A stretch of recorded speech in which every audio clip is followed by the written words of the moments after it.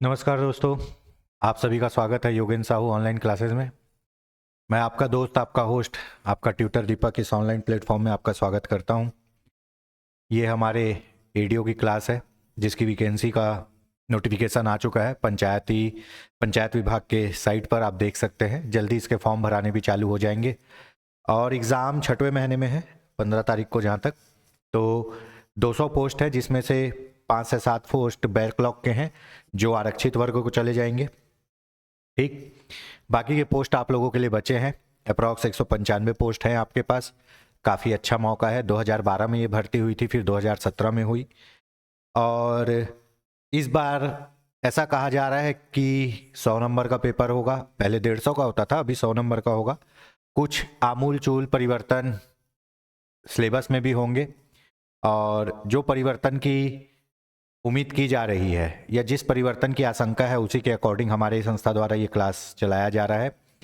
और एक जो अभी बहुत बोल सकते हैं एक शंका चल रही है कि ग्रामीण विकास में डिप्लोमा वाले को, पीजीडीआरडीओ वालों को बोनस मिलेगा, तो हो सकता है कि बोनस मिलेगा ही।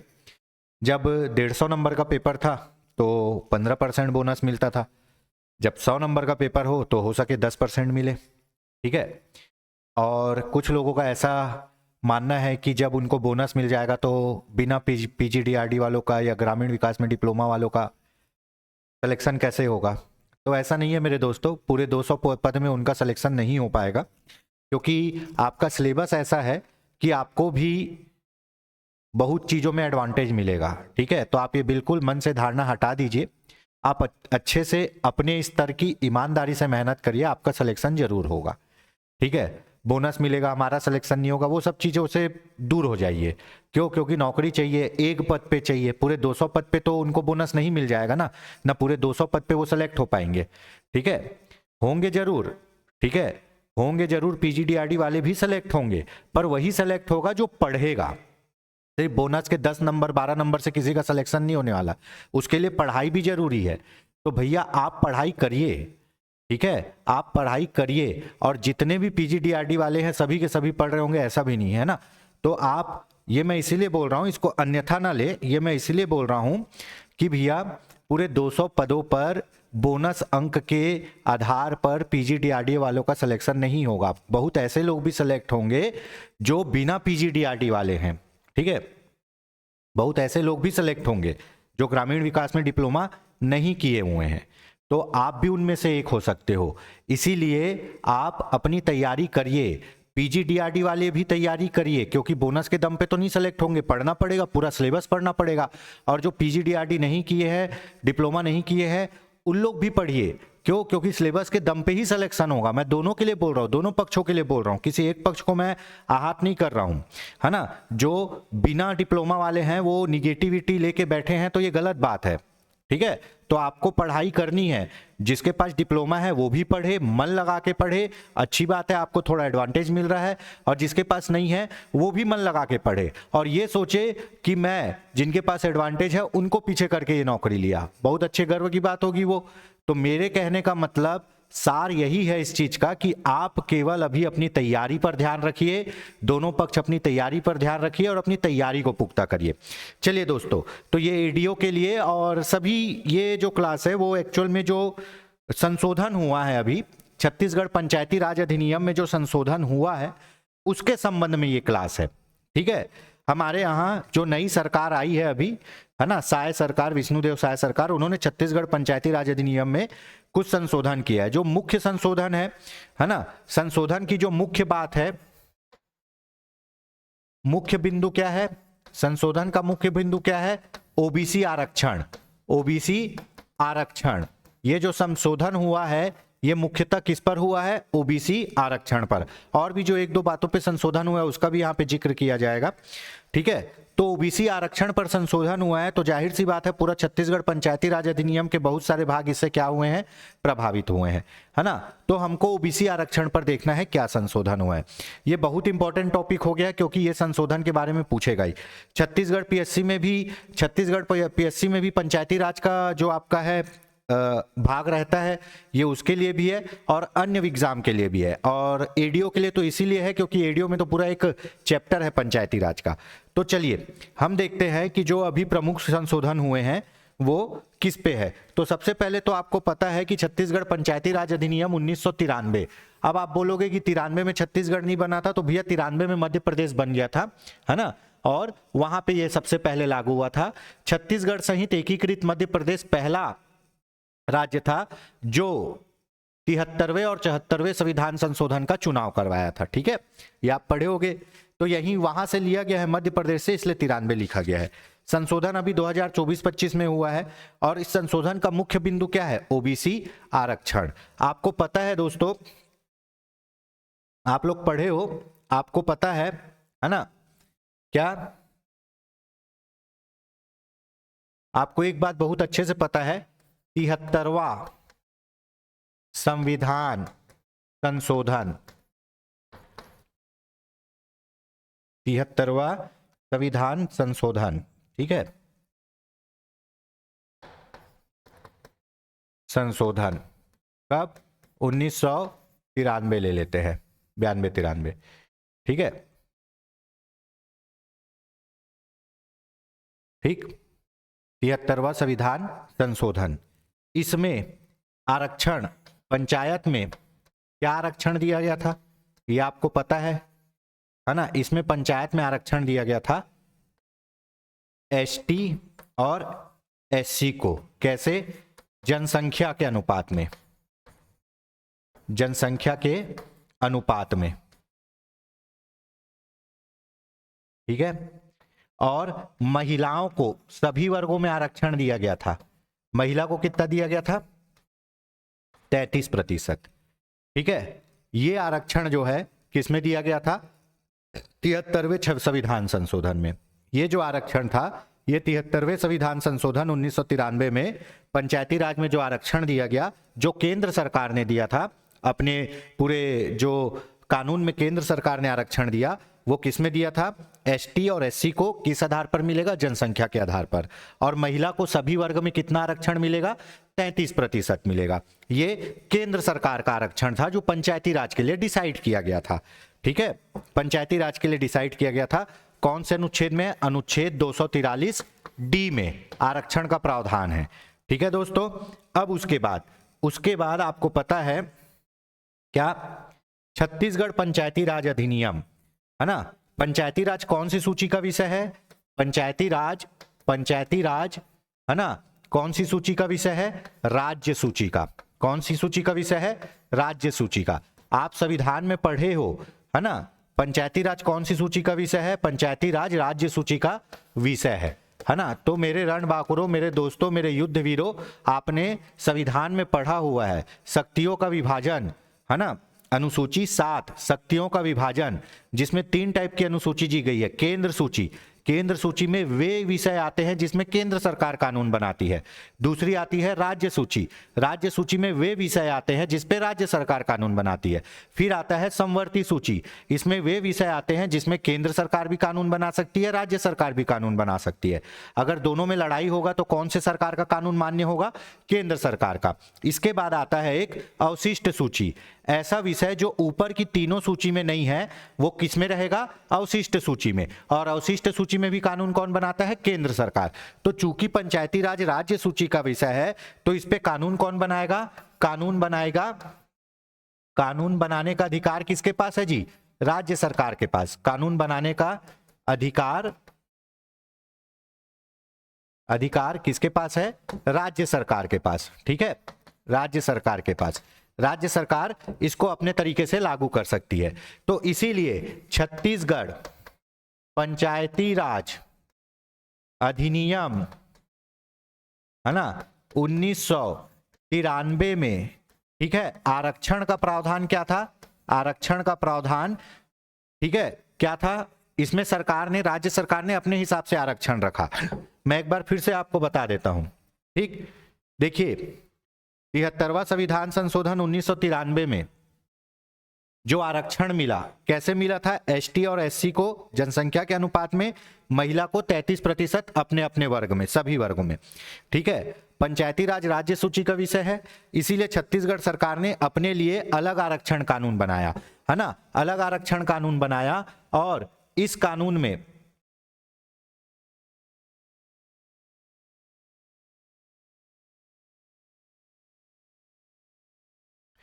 अलग आरक्षण कानून बनाया और इस कानून के अनुसार आरक्षण कैसे दिया है, इस कानून के अनुसार आरक्षण दिया है सबसे पहले, ठीक है, पहला पॉइंट, एसटी और एससी को कैसे, जनसंख्या के अनुपात में, कैसे मिलेगा, जनसंख्या के अनुपात में, ठीक है, अनुपात में, ठीक। दूसरा जो सबसे इंपॉर्टेंट है, सबसे इंपॉर्टेंट, यहां दो वर्ड आएगा, एक आरक्षण और एक जनसंख्या, जहां एसटी और एससी का क्या, आरक्षण 50% से कम है, क्या है, कम है, वहां किसको, ओबीसी को कितना, 25% आरक्षण दिया जाएगा, आरक्षण दिया जाएगा, ठीक है। यहां तक समझ में आ गया। ये पहले का था। छत्तीसगढ़ में पंचायती राज अधिनियम में राज्य सरकार ने यह प्रावधान किया कि बोले हम एसटी और एससी को जनसंख्या के अनुपात में आरक्षण देंगे, जितना उनका जनसंख्या उतना उनको सीट आरक्षित कर देंगे। मान लो उनकी जनसंख्या 40% है तो उनको कितना, सभी सीटों में कितना, 40% आरक्षण देंगे। उनकी जनसंख्या अगर 20% है तो सभी सीटों में उनको 20% आरक्षण देंगे। अगर उनकी जनसंख्या कितनी है, 60% है, तो उनको आरक्षण कितना मिलेगा, 85% मिलेगा। क्यों, क्योंकि 50 से ज्यादा नहीं हो सकता, जनसंख्या के अनुपात में, ठीक है, जनसंख्या के अनुपात में मिलेगा आरक्षण, है ना। तो जहां 50% से कम अगर एसटी और एससी का आरक्षण 50% या उससे अधिक है तो ओबीसी को आरक्षण नहीं मिलेगा। अगर एसटी और एससी का आरक्षण 50% या उससे अधिक है तो ओबीसी को आरक्षण नहीं मिलेगा। अगर एसटी और एससी का आरक्षण अगर 50% से कम है तो ओबीसी को कितना आरक्षण मिलता था, 25%, ठीक है। ये पुराना वाला है, अभी पुराना वाला ही देख रहे हैं। उसके बाद अगला देख लेते हैं महिलाओं को, है ना, अपने अपने वर्ग में या सभी वर्ग में बोल सकते हो, अपने वर्ग में महिला आरक्षण कितना है दोस्तों, 50% है छत्तीसगढ़ में, ठीक है। अगर बोलेगा 73वें संविधान संशोधन में महिलाओं को कितना प्रतिशत आरक्षण दिया था, तो 33% दिया था केंद्र सरकार। चूंकि पंचायती राज राज्य सूची का विषय है, राज्य सरकार इस पे कानून बना सकती है, तो राज्य सरकार अपने यहां कितना प्रतिशत आरक्षण दिया महिला को, 50%। अपने यहां ओबीसी को कितना प्रतिशत आरक्षण दिया, 25%, है ना। एसटी एससी को कितना प्रतिशत दिया है, जनसंख्या के अनुपात में। और यह भी बोला है जहां एसटी और एससी का आरक्षण 50% से कम है वहां ओबीसी को 25% आरक्षण दिया जाएगा, और जहां एसटी और एससी का आरक्षण 50% से अधिक है वहां ओबीसी को आरक्षण नहीं दिया जाएगा। ये पुरानी बातें थी, ये क्या थी, पुरानी बातें थी, ठीक है। ये बातों को आप समझिए, ये पुरानी बातें थी। अब इसमें संशोधन कर दिया गया है, बहुत छोटा सा संशोधन है, लेकिन ये घुमा फिरा के बात वहीं आ जाएगी। संशोधन बहुत छोटा सा है, आपको ये चीज समझ में आ रही होगी, ठीक है। जो बच्चे नए हैं उनके लिए भी बता दूं, ये बहुत इंपॉर्टेंट है और इसको अच्छे से समझिए। 73वां संविधान संशोधन पंचायती राज से संबंधित है, जिसमें केंद्र सरकार ने आरक्षण दिया था एसटी और एससी को जनसंख्या के अनुपात में, महिला को 33%, ओबीसी को आरक्षण नहीं दिया था। इसीलिए आप अगर संसद में भी देखोगे ना, अपने यहाँ संसद में भी एसटी और एससी का ही आरक्षण है, ओबीसी का नहीं है, ठीक है। अब पंचायती राज राज्य सूची का विषय, इस पर कानून राज्य सरकार बना सकती है। तो हमारी छत्तीसगढ़ सरकार ने क्या किया, अपने हिसाब से पंचायती राज में कानून बनाया, और कानून बनाया तो आरक्षण कैसे दिया, आरक्षण दिया एसटी और एससी को जनसंख्या के अनुपात में आरक्षण दिया। और जहां एसटी और एससी की जनसंख्या 50% है वहां ओबीसी को आरक्षण नहीं मिलेगा, और जहां एसटी और एससी की जनसंख्या 50% से कम है वहां ओबीसी को आरक्षण 25% मिलेगा, ठीक है, मतलब जब एसटी और एससी 50% को टच नहीं करेंगे तभी ओबीसी को आरक्षण मिलेगा। एससी और एसटी लोग 50% को टच कर देंगे तो ओबीसी को आरक्षण नहीं मिलेगा। और महिला को अपने वर्ग में कितना आरक्षण मिलेगा? 50%। 73वें में कितना था? 33%। छत्तीसगढ़ सरकार ने बढ़ा के कितना किया अपने लिए? 50%। ये सब है पुरानी बातें, ठीक है। इसमें एक लाइन और लिख देता हूं, इसमें एक लाइन और लिख देता हूं, ठीक है, जहां एसटी और एससी का आरक्षण 50% या उससे अधिक है, 50% या उससे अधिक है, वहां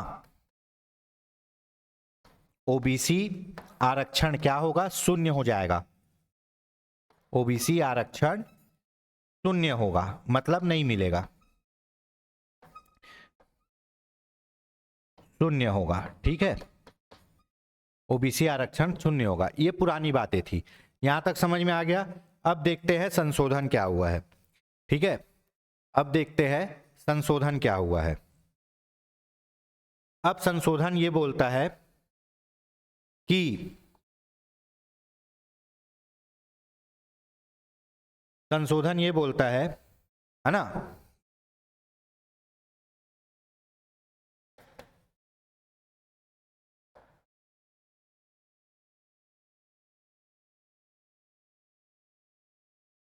ऊपर किया हूं।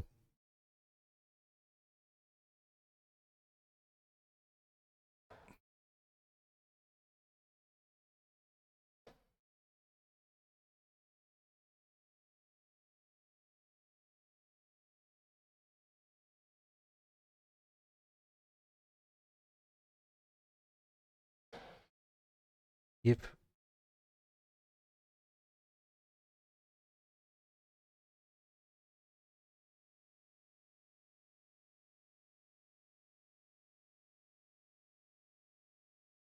ठीक है। अब संशोधन क्या बोलता है?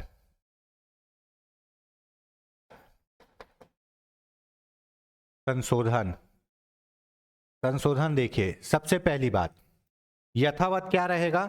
जो यथावत रहेगा उसको पहले देख लेते हैं, ठीक है। यथावत क्या रहेगा? यथावत रहेगा सबसे पहली बात, एसटी और एससी का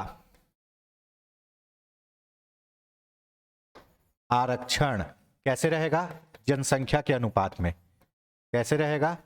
जनसंख्या के अनुपात में। ये यथावत रहेगा,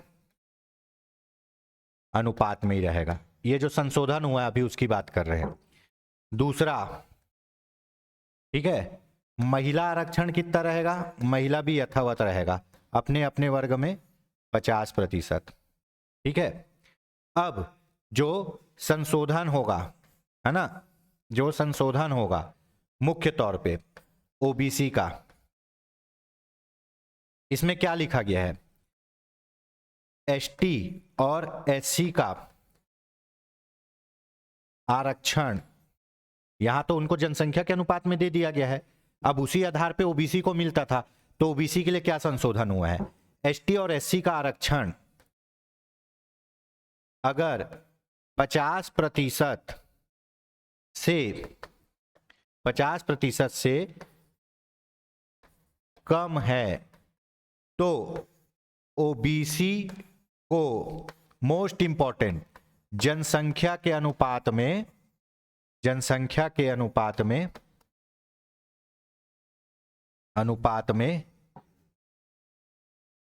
आरक्षण दिया जाएगा, आरक्षण दिया जाएगा, ठीक है। जो आरक्षण की तय सीमा 50% से अधिक नहीं होगी, अधिक नहीं होगी, नहीं होगी। अब इस लाइन को बहुत आराम से समझते हैं, ठीक है। यही चीज है जो पूरी संशोधन वाली है। ठीक है, अभी मेरे दोस्तों आपको डिफरेंस दिखाते हैं। बिना संशोधन के क्या बोला था?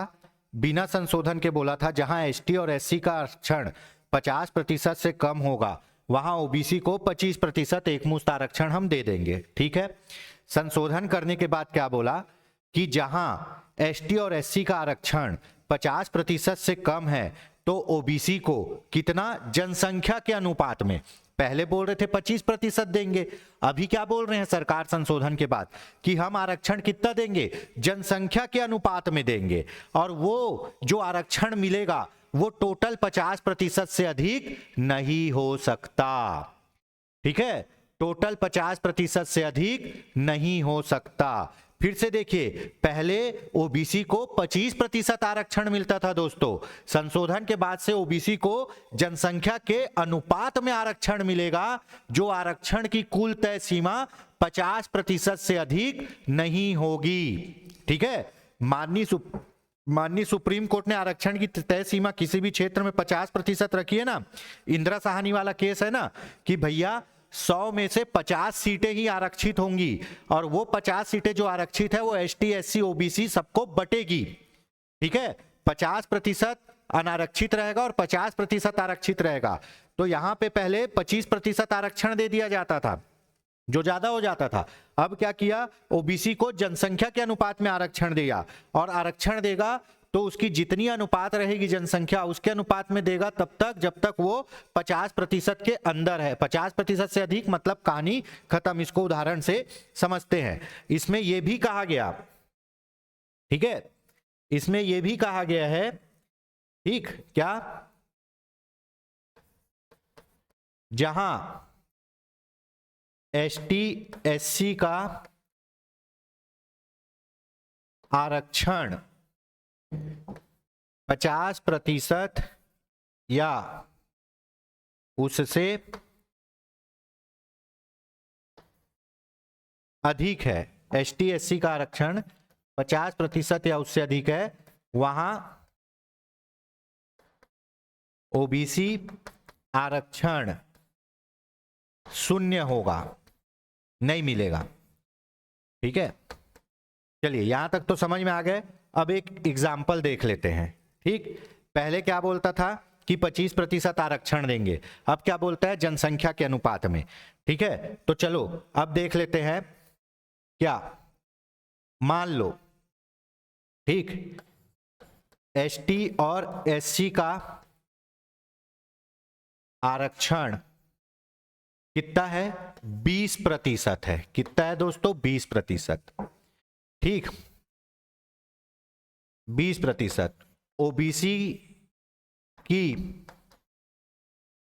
जनसंख्या है, ओबीसी की जनसंख्या 20% है।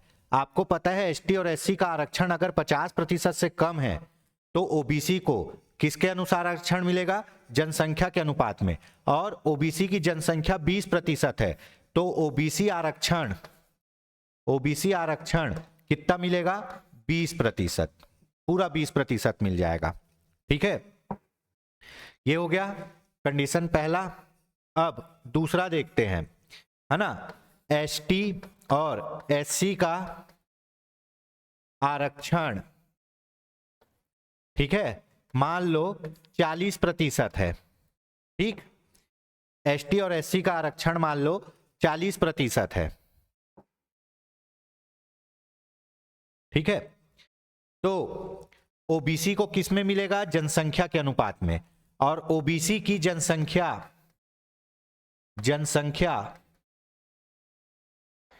है ना कितनी प्रतिशत है? 20% है। तो ओबीसी का आरक्षण कितना मिलेगा? जनसंख्या के अनुपात में मिलेगा, है ना। पर आरक्षण कितनी? तय सीमा से अधिक नहीं होनी चाहिए, और तय सीमा क्या है? 50% है। तो यहां ओबीसी की जनसंख्या 20% है तो आरक्षण कितना मिलना चाहिए? 20%।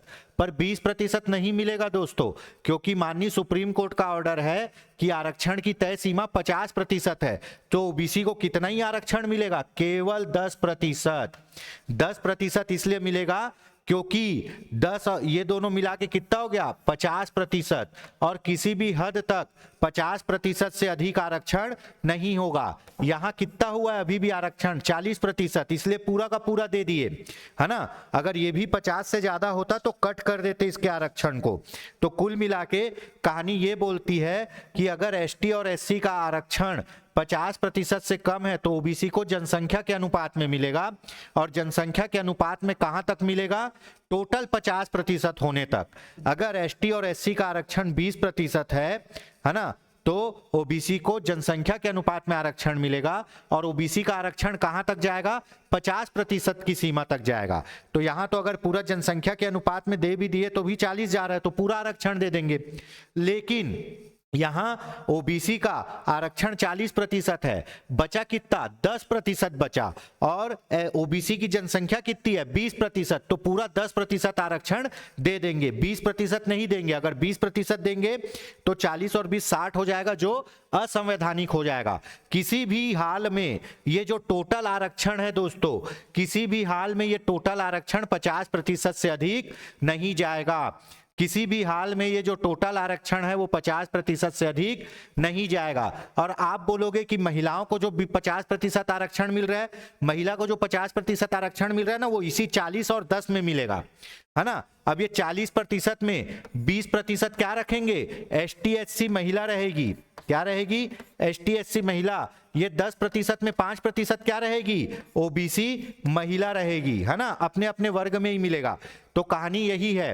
पहले क्या बोलता था कि एक बार में सीधा 25% दे दो, अब क्या बोला, जनसंख्या के अनुपात में दो। संशोधन के बाद क्या बोला, जनसंख्या के अनुपात में दो। और जनसंख्या के अनुपात में अगर आप दे रहे हो तो भी टोटल जो 50% है उससे ऊपर नहीं जाएगा। अगर जनसंख्या के अनुपात में पूरा आरक्षण देने के बाद भी 50% नहीं पहुंच रहा है आरक्षण, तो ओबीसी को पूरा आरक्षण दे दो। अगर ओबीसी को आरक्षण देने के बाद, जनसंख्या के अनुपात में आरक्षण देने के बाद, है ना, 50% से ऊपर हो रहा है तो मत दो। जितना 50% तक है उतना ही दो। यहां पे 50% नहीं पहुंच रहा था इसलिए दे दिए पूरा। यहां 50% टच कर जा रहा है तो जितना 50 का मार्जिन है उतना ही देंगे। 40 में कितना बचा 50 का मार्जिन 10, तो 10% देंगे। ठीक है, होप सो ये समझ में आ गया होगा, है ना। अब दोनों को जनसंख्या के अनुपात में आरक्षण देना है, लेकिन पहली प्रायोरिटी किसकी है, एसटी और एससी की है। एसटी और एससी को 50% आरक्षण देना है हमको। अगर उसके पास 50% नहीं है तो जो बचा हुआ आरक्षण है वो किसको दिया जाएगा, ओबीसी को। और वो भी कैसे दिया जाएगा, ओबीसी की जनसंख्या के अनुपात में। अगर ओबीसी की जनसंख्या का अनुपात पूरा का पूरा आरक्षण दिया जाए और 50% से कम है तो पूरा का पूरा आरक्षण दे देंगे। अगर ओबीसी की जनसंख्या का अनुपात 50% के आरक्षण से पार जा रहा है तो जितना 50% तक सेटल होगा उतना ही देंगे। ठीक है, और इसमें तीसरा, ठीक है, इसमें तीसरा देखते हैं,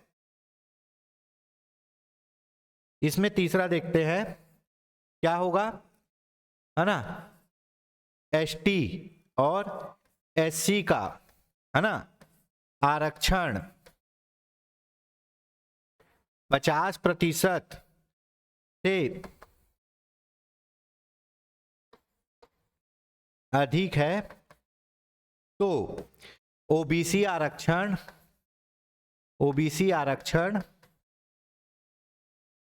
क्या होगा, शून्य हो जाएगा, फिर नहीं मिलेगा। ओबीसी को आरक्षण नहीं मिलेगा। ठीक है, यहां तक समझ में आ गया दोस्तों, यहां तक आपको समझ में आ गया। ठीक है, यही सबसे बड़ा क्या हुआ है, चेंजेस हुआ है कि पहले 25% देते थे ओबीसी को, अब ओबीसी को जनसंख्या के अनुपात में आरक्षण दिया जाएगा। ठीक है, यहां तक हो गया। चलिए आगे बढ़ते हैं, है ना। आपको पता है पंचायती राज में कितने स्तर हैं, है ना। अपने यहां त्रिस्तरीय क्या है, पंचायती राज है। त्रिस्तरीय पंचायती राज है। ठीक है ना। ग्राम में क्या है, ग्राम में है ग्राम पंचायत, ग्राम पंचायत। और ग्राम पंचायत में कितने पद होते हैं, 3 पद होते हैं, पंच, उसके बाद उप सरपंच, है ना, और उसके बाद सरपंच। ठीक है, ये 3 पद होते हैं जिसमें जिसमें डायरेक्ट आप लोग वोट देके, है ना, वोट देके किसको चुनते हो? प्रत्यक्ष चुनाव पंच को, और सरपंच को प्रत्यक्ष, इसके लिए आप लोग वोट देते हो। और ये क्या होता है? अप्रत्यक्ष होता है। इसको पंच लोग अपने में से ही एक आदमी को उप सरपंच चुन लेते हैं। यहां तक समझ में आ गया? तो जिसमें आप वोट दोगे उसी में आरक्षण मिलेगा, तो आरक्षण पंच और सरपंच के लिए रहता है। ठीक है, देखिए ग्राम पंचायत में 3 पद होते, पंच, उप सरपंच और सरपंच, जिसमें आप लोग वोट देते हो पंच को और सरपंच को। उप सरपंच कौन बनता है? पंच में से ही एक आदमी उप सरपंच बन जाता है, इसलिए ये दोनों प्रत्यक्ष चुनाव है, ये अप्रत्यक्ष। उसके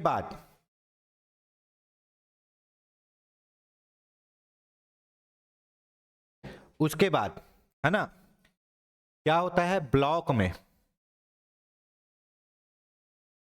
ब्लॉक में क्या होता है? जिसको खंड बोलते हैं, जनपद पंचायत। जनपद पंचायत, जनपद पंचायत। ठीक है, इसमें भी 3 पद होते हैं। क्या होते हैं? जनपद सदस्य, जनपद सदस्य, उसके बाद जनपद उपाध्यक्ष और जनपद अध्यक्ष। ठीक है, आपको पता है इसका चुनाव और इसका चुनाव अप्रत्यक्ष होता है। ठीक है, इसके लिए आप लोग वोट नहीं देखते, ये सदस्य लोग अपने में से ही चुन लेते हैं। आप लोग जनपद पंचायत के केवल सदस्य का वोट देते हो, आप लोग जनपद पंचायत में केवल सदस्य का वोट देते हो। ठीक है,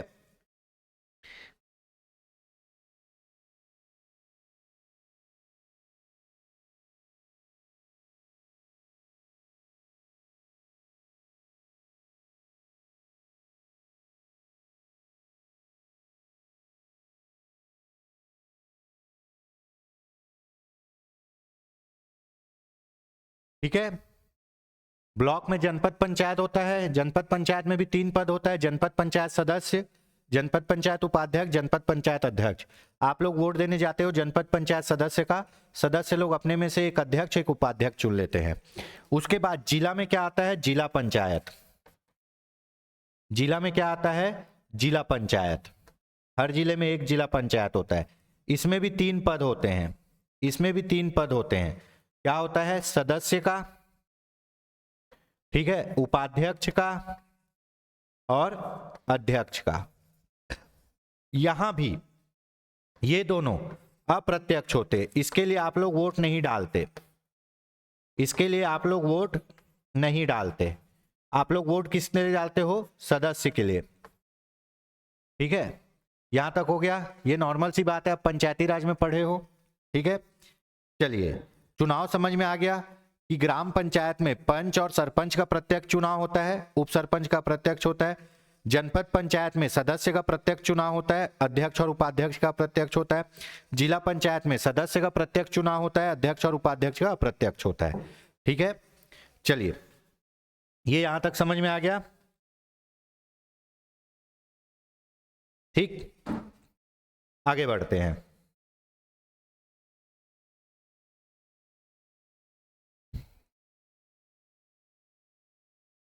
यहां तक हो गया। अब आरक्षण कौन करता है? देखिए आरक्षण अधिकारी बोल देते हैं अपन, अधिकारी। कलेक्टर, कलेक्टर किसका किसका आरक्षण करेगा? पंच का करेगा, है ना, पंच का करेगा, सरपंच का करेगा,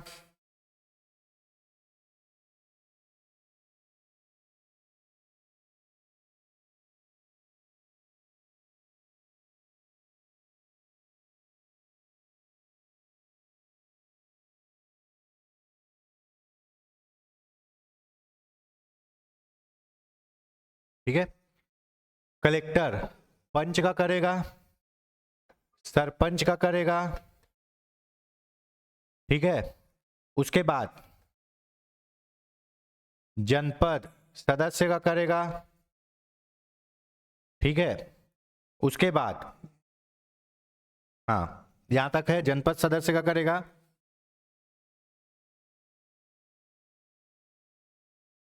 ठीक। उसके बाद जिला पंचायत, है ना, ये तीनों का तो करेगा ही, सरपंच, पंच, जनपद का।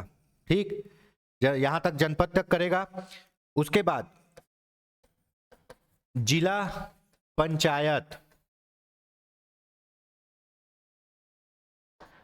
अध्यक्ष, जिला पंचायत अध्यक्ष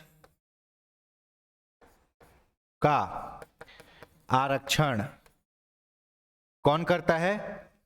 संचालक पंचायत विभाग, डायरेक्टर करता है विभाग का। ठीक, जिला पंचायत अध्यक्ष का आरक्षण कौन करता है?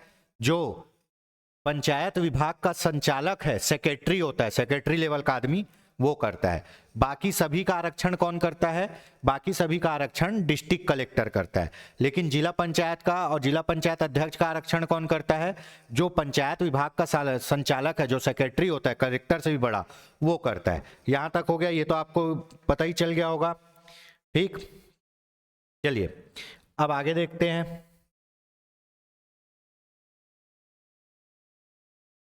ठीक है, अब देखते हैं आरक्षण, है ना। अब देखते हैं आरक्षण। ठीक, पहला लिख लेते हैं पंच का आरक्षण, पंच आरक्षण। ठीक है, पंच आरक्षण, यहां दो वर्ड आएंगे, एक आएगा आरक्षण और एक आएगा जनसंख्या। दो वर्ड आएंगे, एक आएगा आरक्षण और एक आएगा जनसंख्या, पंच का आरक्षण। ठीक, अब इसमें देखते हैं आरक्षण कैसे होगा नए तरीके से, है ना।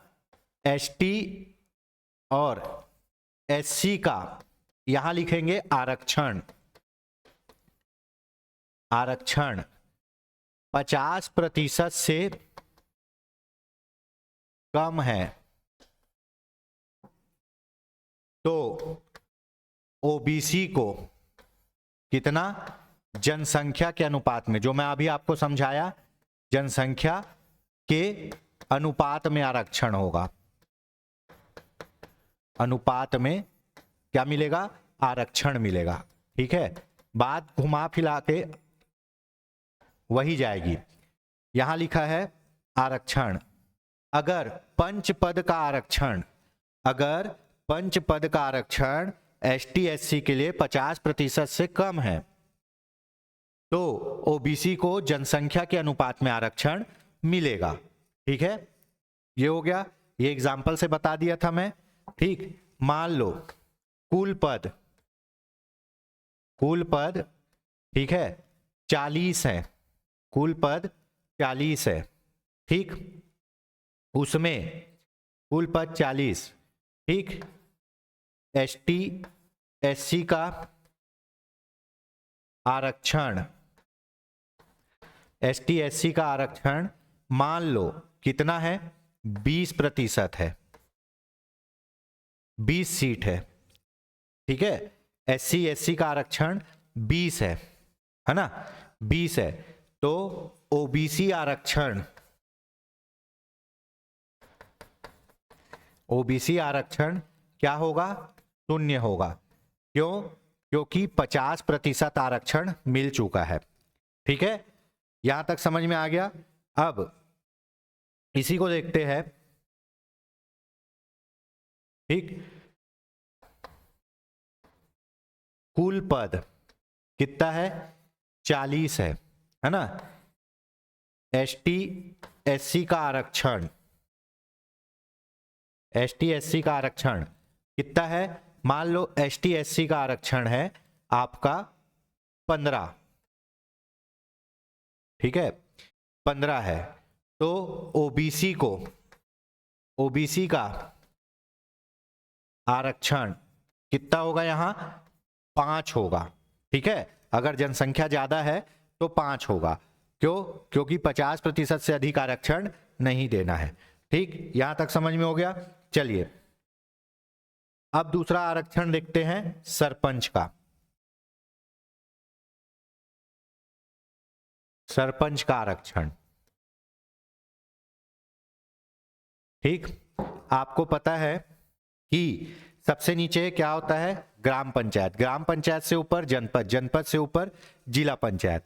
तो जब सरपंच का आरक्षण देखेंगे ना, तो जनपद पंचायत से कैलकुलेशन करेंगे। ठीक है, अगर सरपंच का आरक्षण देखेंगे तो जनपद पंचायत से कैलकुलेशन करेंगे। ठीक, अगर, है ना, अगर जनपद पंचायत क्षेत्र में, जिस जनपद पंचायत के अंदर ग्राम पंचायत आती है, जिस जनपद पंचायत के अंदर ग्राम पंचायत आती है, अगर जनपद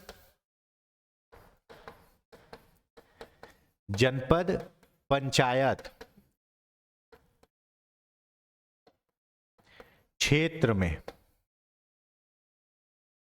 एसटी एससी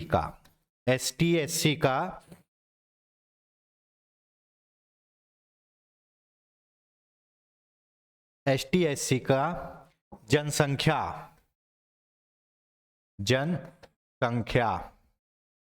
50% से कम है। देखो, यहां पूरे जनपद पंचायत को कैलकुलेट कर रहा है, इसीलिए यहां जनसंख्या बोला है ना। पूरे जनपद पंचायत को कैलकुलेट कर रहा है, इसलिए जनसंख्या बोला है। लेकिन जब पंच का अपन देख रहे थे तो वहां पे आरक्षण बोला था। अध्यक्ष पद का जब भी बात होगा तो ऊपर वाले लेवल में जनसंख्या देखेंगे, और सदस्य का बात होगा तो उस क्षेत्र में आरक्षण देखेंगे। ठीक है, तो एसटी एससी की जनसंख्या 50 से कम है तो कुल सरपंच पद में ओबीसी को जनसंख्या के अनुपात में, ओबीसी को जनसंख्या के अनुपात में, किसके? जनसंख्या के अनुपात में, जनसंख्या के अनुपात में क्या होगा? आरक्षण मिलेगा। जनसंख्या के अनुपात में आरक्षण मिलेगा, जो क्या? तय सीमा 50% से अधिक नहीं होगा। जो तय सीमा 50% से अधिक नहीं होगा। ठीक है, जो बताया आपको मैं पहले उदाहरण में, 50% से अधिक नहीं होगा। अगर 50% के अंतर्गत जितनी जनसंख्या है उतने का आरक्षण समाज आ रहा है तो पूरा दे देंगे। अगर जनसंख्या ज्यादा है ना, और 50% के अंतर्गत नहीं समा रहा है तो जितना बचे रहेगा मार्जिन 50 तक पहुंचने में उतना ही देंगे, जो पहले उदाहरण में समझाया। ठीक है, इसी प्रकार आपका आगे के दो और किसका होगा? श्रेणी का होगा। जैसे अब आ जाएगा जनपद सदस्य। अब यहां सदस्य की बात हो रही है, तो कुल सदस्य में अगर एसटी एससी का आरक्षण कितना? 50% से कम है तो ओबीसी को कैसे मिलेगा? जनसंख्या के अनुपात में। कैसे मिलेगा? जनसंख्या के अनुपात में। जनपद सदस्य का बात हो रहा है ना, के अनुपात में। ठीक है, जनसंख्या के अनुपात में।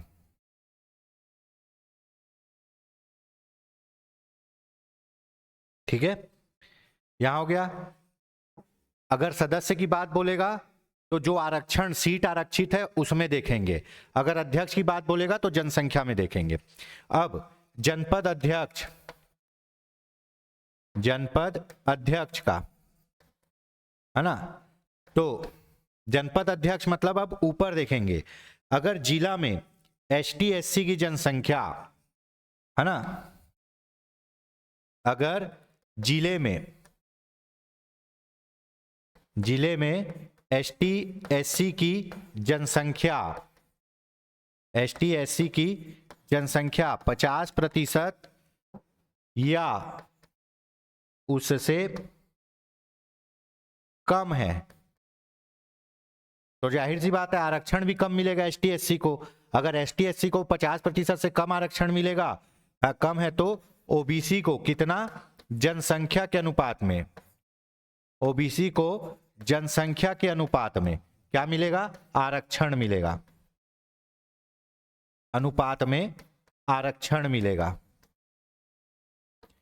जो तय सीमा 50% से मिलेगा, जो तय सीमा कितना, 50% से अधिक नहीं होगा। क्या होगा, अधिक नहीं होगा। समझ में आ गया? ठीक है। अगर सदस्य की बात करें, सदस्य की बात करें तो कुल सदस्य देखेंगे, कुल सदस्य संख्या देखेंगे। ठीक है, कुल सदस्य संख्या देखेंगे, है ना। कुल सदस्य संख्या कितनी है जनपद पंचायत की, अगर उसके 50% से कम में एसटी एससी को आरक्षण मिला है तो ओबीसी को देंगे जनसंख्या के अनुपात में। अगर अध्यक्ष की बात करेंगे तो एक जिला पंचायत के अंतर्गत बहुत से जनपद पंचायत होते हैं, एक जिला पंचायत के अंतर्गत बहुत से जनपद पंचायत होते हैं, और एक जनपद पंचायत के अंतर्गत बहुत से ग्राम पंचायत होते हैं। ठीक है, ये स्तर है। तो जनपद अध्यक्ष की जब बात करेंगे तो देखेंगे कि जिले में एसटी एससी की जनसंख्या कितनी है। अगर जनसंख्या 50% से कम है तो जाहिर सी बात है एसटी एससी को 50% से कम आरक्षण मिलेगा, और कम आरक्षण मिलेगा तो वैसे में ओबीसी को कितना मिलेगा, उनकी जनसंख्या के अनुपात में मिलेगा, है ना। पर जो उनको जनसंख्या के अनुपात में आरक्षण मिलेगा ओबीसी को, वो 50% से अधिक नहीं हो सकता। ठीक, चलिए अब देखते हैं जिला पंचायत के लिए, है ना। तो जिला पंचायत सदस्य के लिए देख लेते हैं। दो चीज चलेगा यहां, सदस्यों के लिए सीटों का आरक्षण में देखेंगे और अध्यक्षों के लिए जनसंख्या में देखेंगे। सदस्यों के लिए सीटों के आरक्षण में देखेंगे और अध्यक्षों के लिए जनसंख्या में देखेंगे। ठीक है,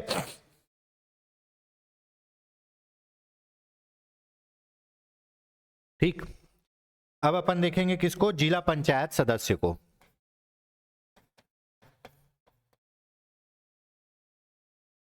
जिला पंचायत सदस्य, ठीक।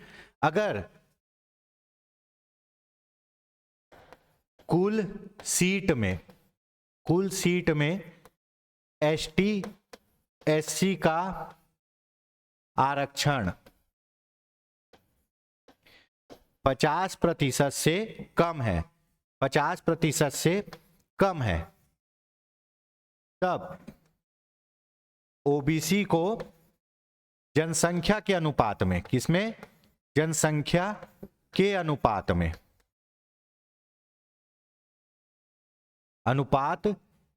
जनसंख्या के अनुपात में क्या प्रदान किया जाएगा, आरक्षण दिया जाएगा,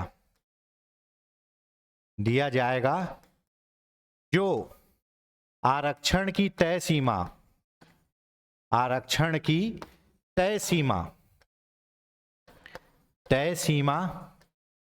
50% से अधिक नहीं होगी। ठीक है, अधिक नहीं होगी, है ना, किसी भी हाल में 50% से अधिक नहीं जा सकता। ये हो गया सदस्य का जो सदस्य के लिए आरक्षित स्थान है उसमें देखेंगे। अब जिला पंचायत अध्यक्ष का,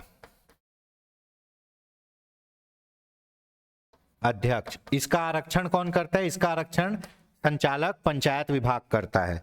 ठीक है,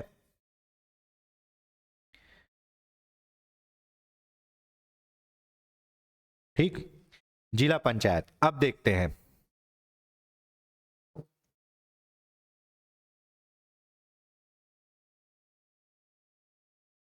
है ना। यहां देखिए, यदि जिला देखेंगे तो किसकी बात होगी, राज्य पे होगी। यदि राज्य में, ठीक है, यदि राज्य में जिला पंचायत में, समस्त जिला पंचायत में एसटी और एससी का आरक्षण 50% से कम है तो ओबीसी को किसके, उनकी जनसंख्या के अनुपात में, ओबीसी को जनसंख्या, ओबीसी की जनसंख्या के अनुपात में, जनसंख्या के अनुपात में आरक्षण दिया जाएगा, आरक्षण दिया जाएगा, दिया जाएगा। जो आरक्षण दिया जाएगा, ठीक है, आरक्षण दिया जाएगा, जो आरक्षण की तय सीमा 50% से अधिक नहीं होगी, अधिक नहीं होगी। ठीक है, तो ये है भैया आरक्षण का नया खेल, है ना। अगर 50% आरक्षण है एसटी और एससी के पास तो ओबीसी का आरक्षण 0 हो जाएगा। ठीक है, महिलाओं का यथावत 50% मिलेगा अपने अपने वर्गों में। तो ये चीज आप देख लिए। ठीक है, सब वही चीज है, बार बार वही लाइन लिखी गई है, पूरी बार बार वही लाइन लिखी गई है ना, बार बार वही लाइन लिखी गई है, बस आपको समझना है। अब एक बार एक रिव्यू कर लेते हैं। ठीक है,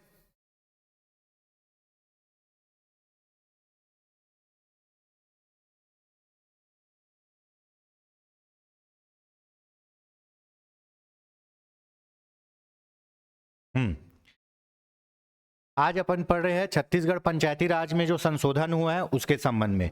संशोधन का मुख्य बिंदु क्या था, ओबीसी का आरक्षण था। ठीक है, 73वें संविधान संशोधन में जो आरक्षण दिया गया है वो कैसे दिया गया है, एसटी और एससी को जनसंख्या के अनुपात में आरक्षण देंगे बोल दिए, और महिलाओं को 33% आरक्षण देंगे बोल दिए। ठीक है, अब पंचायती राज जो कि राज्य सूची का विषय है, इसलिए इस पर कानून कौन बना सकती है, राज्य सरकार। तो छत्तीसगढ़ सरकार ने खुद कानून बना के आरक्षण में थोड़ा बदलाव किया। आरक्षण क्या दिया, आरक्षण में बोला कि हम एसटी और एससी को जनसंख्या के अनुपात में ही आरक्षण देंगे और महिलाओं को 50% आरक्षण देंगे।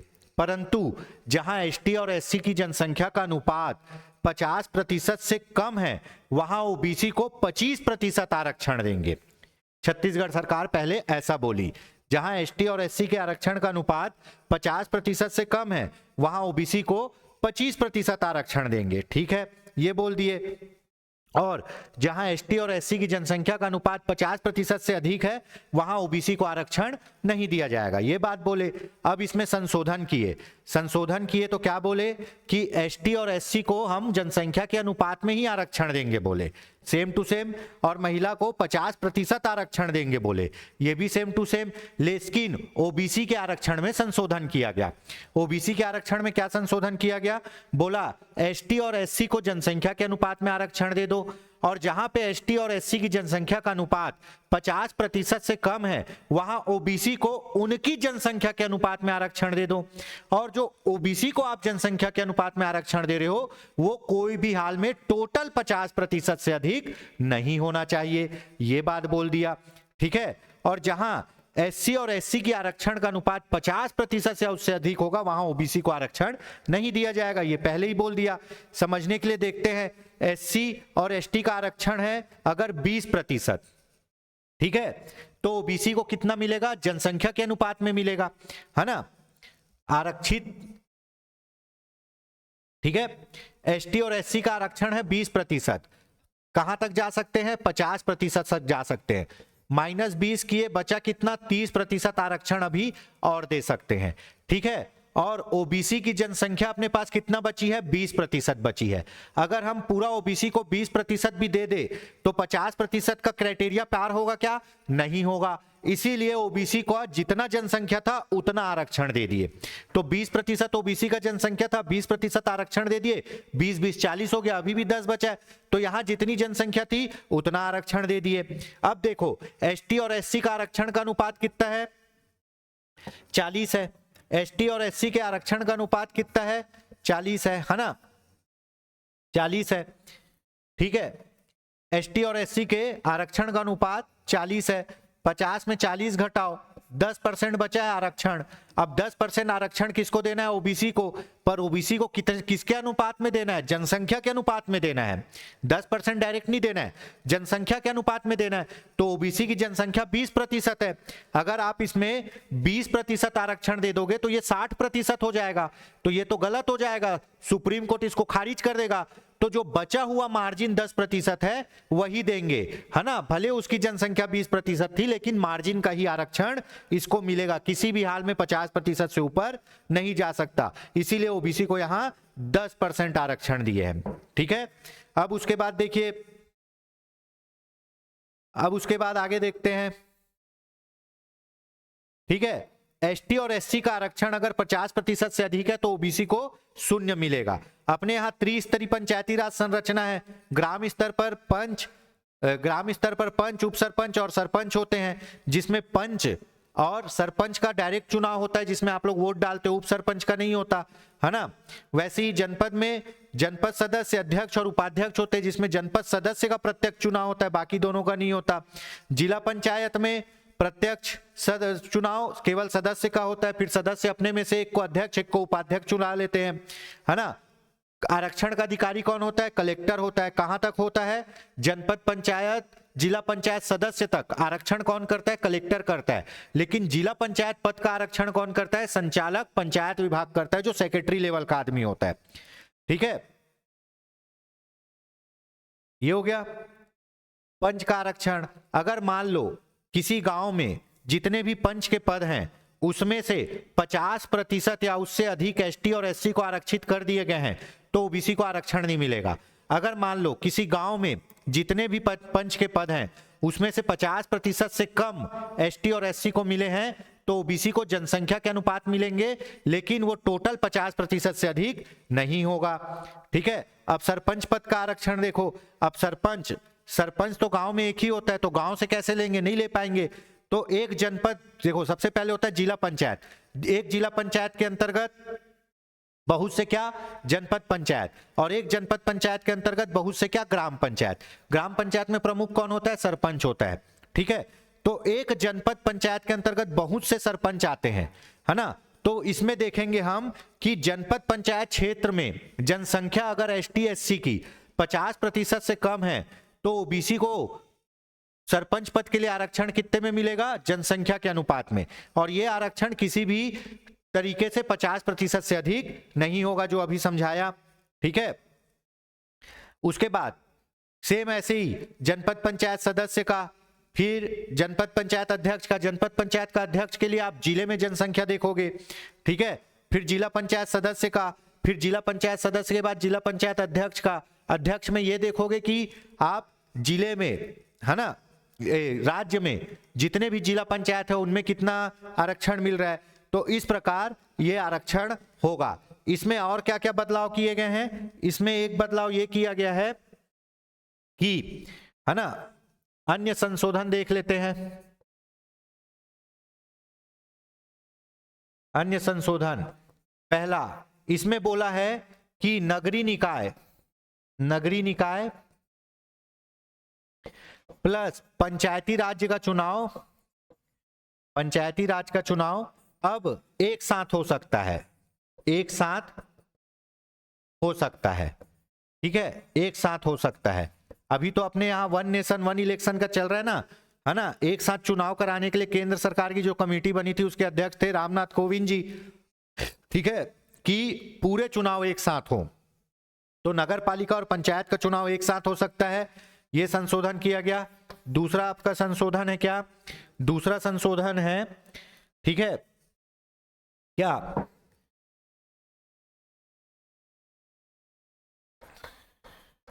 नगरीय निकाय प्लस पंचायत का कार्यकाल समाप्त होने के बाद भी, कार्यकाल समाप्त होने के बाद भी 6 माह तक क्या बिना चुनाव कराए व्यवस्था रखी जा सकती है ना। बिना चुनाव कराए चुनाव कराए व्यवस्था रखी जा सकती है। ठीक है, ये एक बहुत बड़ा संशोधन है, इसीलिए पंचायत चुनाव अभी आगे टल गया। ठीक है, नहीं तो कोई भी चुनाव को तब कराया जाता है उसका कार्यकाल समाप्त होने के पहले। मान लो अगर राष्ट्रपति का चुनाव है तो राष्ट्रपति का कार्यकाल समाप्त होने के पहले ही नई राष्ट्रपति का चुनाव करा लिया जाएगा, ताकि जैसे ही कार्यकाल समाप्त हो नया राष्ट्रपति आए। सेम ऐसी सांसद में होता है, विधायक में होता है, सेम ऐसी नगरीय निकाय में भी होता था कि जो सरकार चल रही है उसका कार्यकाल समाप्त होने के पहले ही चुनाव करा लिए जाए ताकि तुरंत नया सरकार आए। पर अभी जो संशोधन किए उसमें ये बोले कि कार्यकाल समाप्त होने के और 6 माह बाद तक हम ऐसे ही व्यवस्था चला सकते हैं। ठीक है, अब आप लोग बताइए भाई, क्या ये सही है या गलत है? बताइए, है ना, ये सही है या गलत है? अब तीसरा एक अन्य संशोधन क्या हुआ है, तीसरा एक अन्य संशोधन हुआ है, इसको भी देख लो। ठीक है,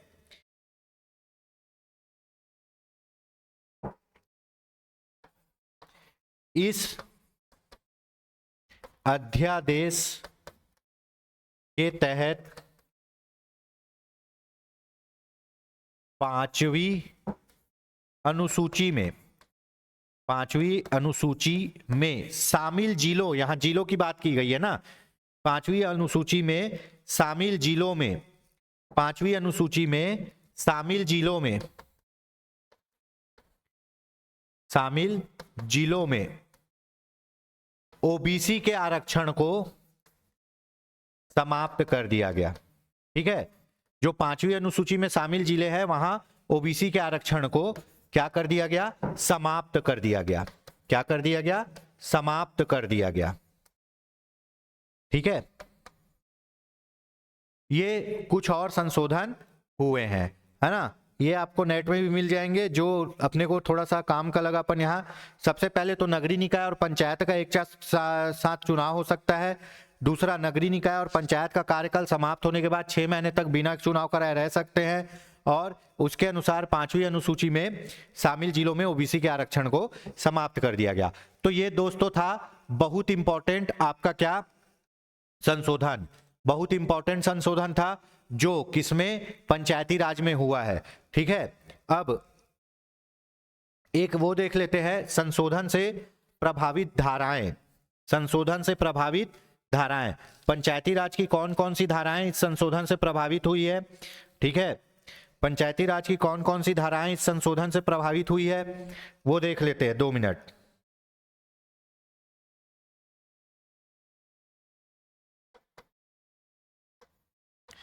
संशोधन से प्रभावित धाराएं, ठीक है, धाराएं।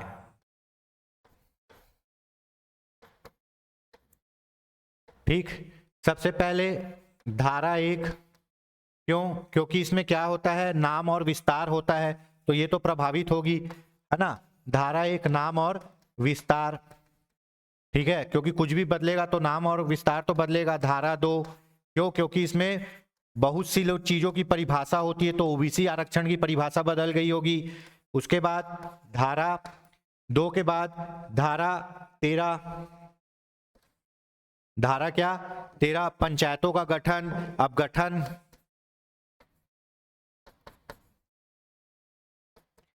पंचायतों का गठन, अब ये इसलिए प्रभावित होगी क्योंकि आरक्षण बदलने से गठन भी बदल जाएगा।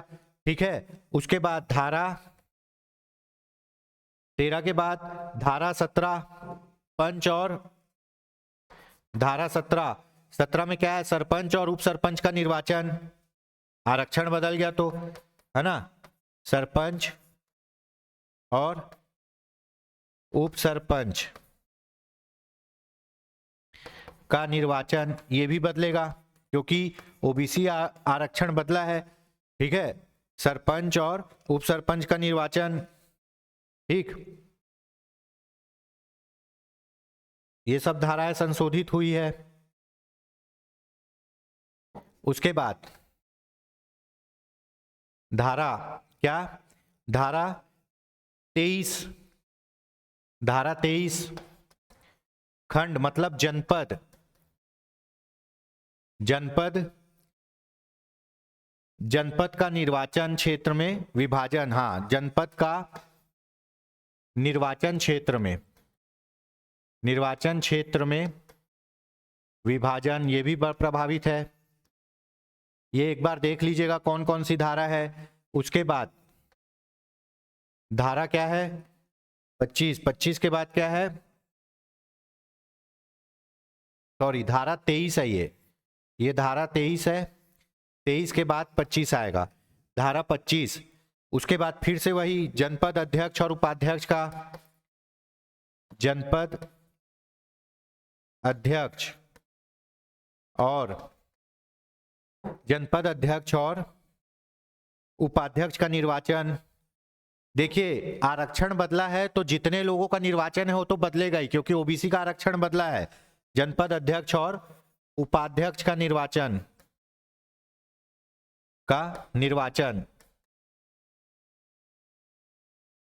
ठीक है। उसके बाद धारा 25 के बाद धारा 30 जिला क्षेत्रों का विभाजन, है ना, क्योंकि आरक्षण से ही सीटें बढ़ती है। जिला क्षेत्रों का विभाजन, ठीक है। उसके बाद धारा क्या 32, धारा 32, है ना, जिला पंचायत अध्यक्ष एवं उपाध्यक्ष का निर्वाचन, ठीक है। जिला पंचायत अध्यक्ष और उपाध्यक्ष का निर्वाचन। क्यों भैया आरक्षण बदला है तो निर्वाचन भी बदलेगा, सेम चीजें निर्वाचन। तो ये धाराएं बदली है, इस धाराओं पे इफेक्ट आया है, ठीक है। क्योंकि जहां ओबीसी की संख्या ज्यादा होनी थी अब वो कम हो गया। कोई भी संशोधन होगा किसी भी अध्यादेश का तो 2 धाराएं तो जरूर बदलेगी, नाम और विस्तार और परिभाषा, ठीक है। उसके बाद गठन भी इसलिए बदल गया क्योंकि सीटें कम हो गई ओबीसी की। उसके बाद सरपंच और उपसरपंच का, जनपद अध्यक्ष और उपाध्यक्ष का, जिला अध्यक्ष और उपाध्यक्ष का, जितने भी हैं अध्यक्ष और उपाध्यक्ष हो जाएंगे। उसके बाद क्षेत्रों का विभाजन वो बदलेगा। तो ये प्रमुख आपकी धाराएं थी जिस पर इस संशोधन का इफेक्ट पड़ेगा। तो होप सो आपको ये समझ में आया होगा दोस्तों। देखिए हुआ कुछ नहीं है, हुआ यही है ओबीसी को जो 25% मिलता था वो अब जनसंख्या के अनुपात में मिलेगा, और जो भी जनसंख्या के अनुपात में मिलेगा वो 50% से ऊपर नहीं जा सकता। बस इतनी सी कहानी है। तो आज के लिए इतना ही, मिलते हैं नेक्स्ट वीडियो में जल्द ही। जय हिंद, जय भारत, जय छत्तीसगढ़।